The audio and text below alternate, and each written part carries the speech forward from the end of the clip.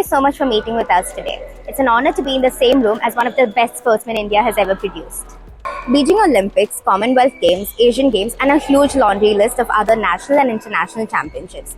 It doesn't look like anything can stop you. Could you please share your experience representing India and your team on all these platforms? Yeah, so from when I started playing badminton, I never imagined that all of these tournaments, these events, I'll ever actually be able to participate in.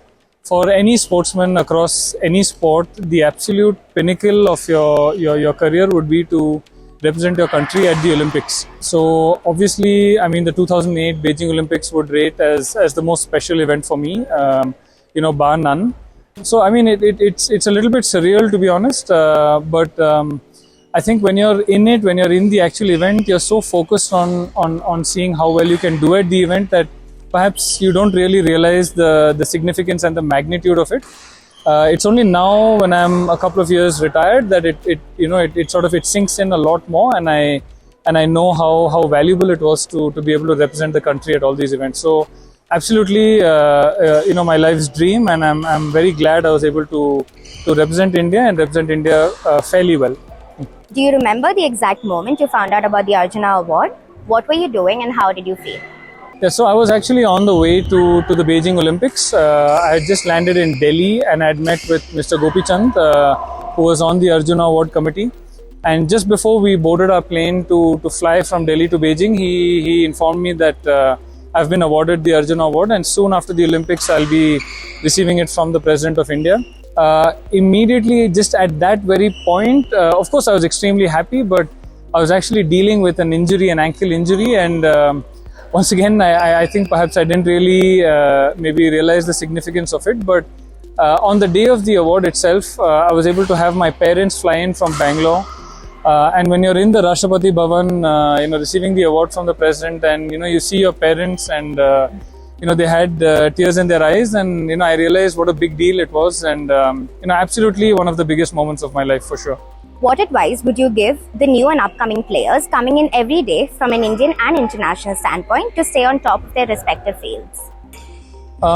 So especially, in India, we are seeing over the last maybe 10-12 years, a huge upswing in India's performance across sports.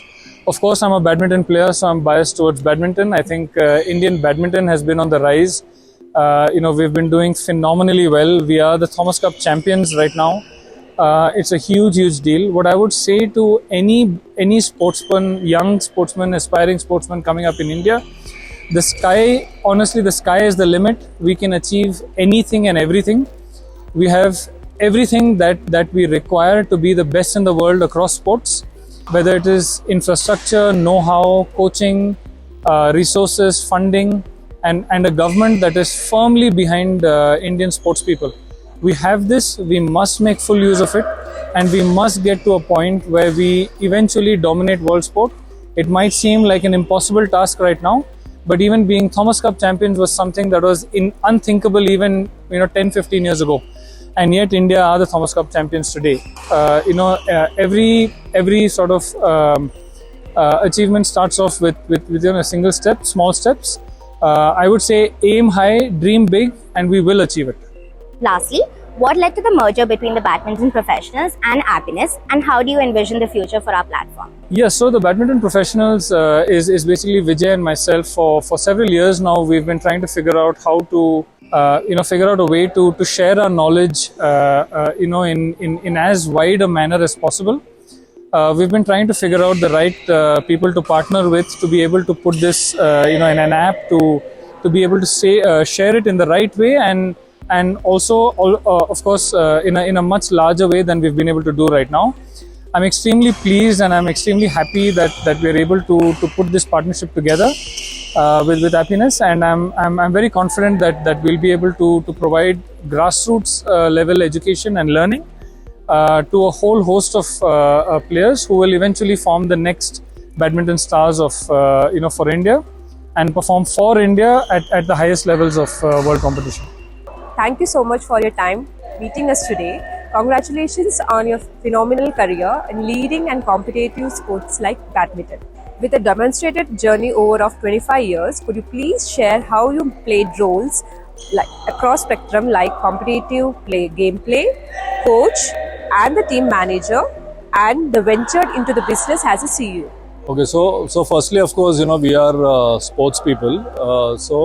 And sports is limited, and I'm sure, I mean, you all have played a lot of sport, and sport is very thrilling, and especially for me, to find that thrill and excitement outside of sport initially was very difficult. So once I finished my playing career, I mean, there's a limitation. You can play badminton till you're 30, 32, 35. And so I always had this dream or vision of continuing in sport, and in some form. Because if you can't, actively play competitive sports, the next thing is to be around it at least, So that was the aim. And of course, I ventured into corporate world, into IM and, management and all that. But always having the vision that, I would get back into sport. And so fortunately for badminton, in 2010, I think when Saina won the Commonwealth medal, gold medal, a lot of things changed for badminton, So badminton actually opened up, a lot of infrastructure came up, a lot of badminton courts. So for the badminton courts, you needed badminton coaches, and it actually gave me personally and many of us a chance to get back into the sport of badminton in different roles as coaches, as professionals and management. So I think I always wanted to be in sport because that is what really excites me.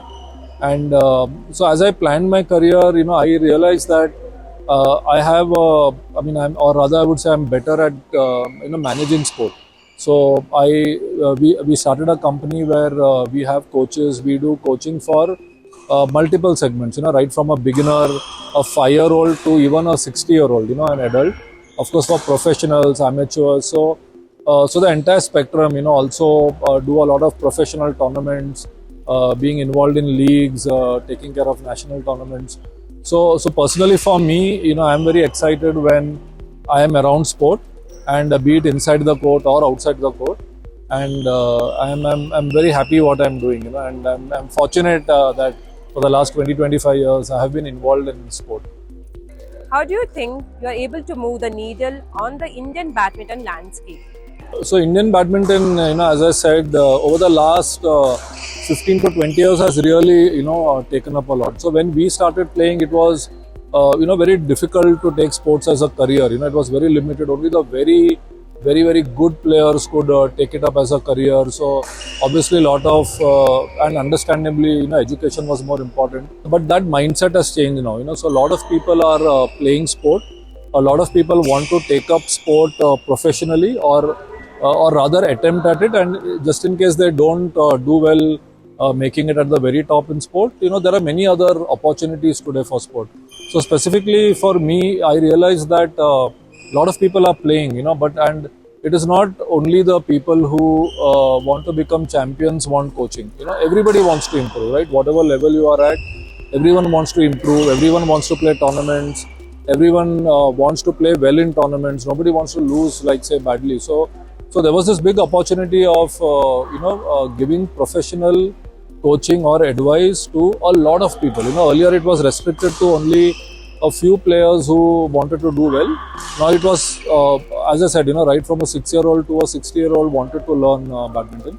So I think, so me and Anup, we realized that we need to also be involved in this space where we can give professional advice to a lot of people, and then it didn't just stop at coaching. I mean, we had to actually, the entire environment we wanted to make it professional, right from a person calling you, the registrations, what level is your child improving, So we focused a lot of it on court and off court, and I think that's how we've been able to add a lot of value to a student on multiple facets. What advice would you give your 15-year-old self as you prepare for your roller coaster career in sports? Yeah, that's a good question, because we always look back and we feel like we could have done more. I mean, in my case, there's no major regret as such. But one major thing I would tell my 15-year-old self is that definitely I should have dreamt bigger. Second is that we have a lot of fears, right? All of us have. And with experience, you realize that it is all in the mind. Most of it never happens. So I think one thing advice for my younger self and for the youngsters is that you firstly have a lot of bigger dreams, bigger goals, and then you just have to go all out for it. I mean, most of it will happen, some might not happen. And what you happen, you celebrate. What you don't achieve, you learn from. So it is a continuous journey. Yeah, just dream big and don't worry, don't fear too much or worry what can go wrong. I mean, everything will go well, definitely. What led to the merger between the badminton professionals and Appiness, and how do you envision the future of the platform? Yeah. So one is, as I said, I mean, we are players and our work was restricted to inside the court. We were the guys who were players earlier, and now we were into coaching. And as we started doing well in one venue, then there were, of course, the word spreads. And a lot of people then told us, can you tie up with us in some other venue? And soon we expanded to multiple venues. And then we realized that, I mean, we have limitations. If we want to give a good customer experience to all our customers, our students, it's very important that a lot of things get taken care, not just the coaching part. Right from the time a person is given information about coaching, the registration process, there are queries which the parents want to tell us, feedback which they want to give us. So there were a lot of things. We realized that coaching is just the product. Of course, it is the main product, maybe 70-80%, but the balance 20-30% is very important for a good seamless experience for a customer. And we are professionals, and we of course want to tie up with professionals. And especially with Appiness, I think it just happened. I mean, through a common friend we met Visak, and he is also, I think, like us. I mean, very, very sport oriented, very passionate, and I think that was frankly one of the main clincher. Because there is a love for sport. Because we have a lot of guys who keep approaching us for tie-ups. And this was not just I think any tech company. This was a tech company who was really involved in sport, passionate about sport. So in that sense, it was a no-brainer. And of course, it was just a couple of conversations for at least me to realize that we need to partner with Appiness. And over a period of discussions, I'm happy that Appiness also wants to tie up with us. And I feel it's a very, very good synergy. Appiness has its strengths, we have our strengths. And I think it's not just about two entities being merged. I think what we can do for the entire sporting population, that's very important. I think frankly, more and more people should play. They should focus a lot on playing, getting fitter, getting healthier, and a lot of the other things. The other things have to just fall in place, for which we need to have a good system in place, a good back end, a good team in place, which is where I think this synergy will be very good. Firstly, a huge congratulations to you, Vishak, and your team on this new venture. Thank you so much. How did this whole thing happen? So the moment we met Anup and Vijay itself, I mean, there was this instant spark, I would say. I mean, and they told about this whole thing, and I was really excited. I came back and I told about this to the boys, and they were like, yes, why not? I mean, we should definitely jump into it. And we always wanted to build something on sports, and thought, I mean, what better way to start off, right? I mean, so that's how it happened. That sounds lovely. This looks like an extremely interesting platform with a whole lot of promising potential. What can we expect from this merger, and where do you see this in the near future?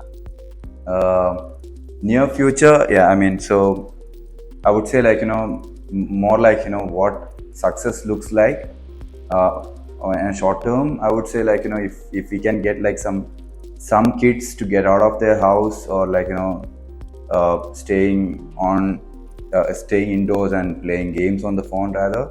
I mean, I want probably them to get out and go take up like some professional sports, like a disciplined lifestyle, and to follow that. And that would be the immediate success, I would say. If we can get at least one kid to do that, I mean, we would call it success, call it a success. And long term, I would say, while I was talking to Anup, I was asking him, Anup is training Lakshya Sen for India right now till Olympics actually. So I was asking him can we expect a medal? I mean, he was telling we can expect 2. So I would say long term success would be that. I mean, and I told him that, I mean, you focus on getting us the medals, and we will focus on business, right? So yeah, so long-term success would be that. I mean, people signing up through our platform, if some can win us some Olympic medals, right? I mean, that would be the long-term success. Yeah, that's about it.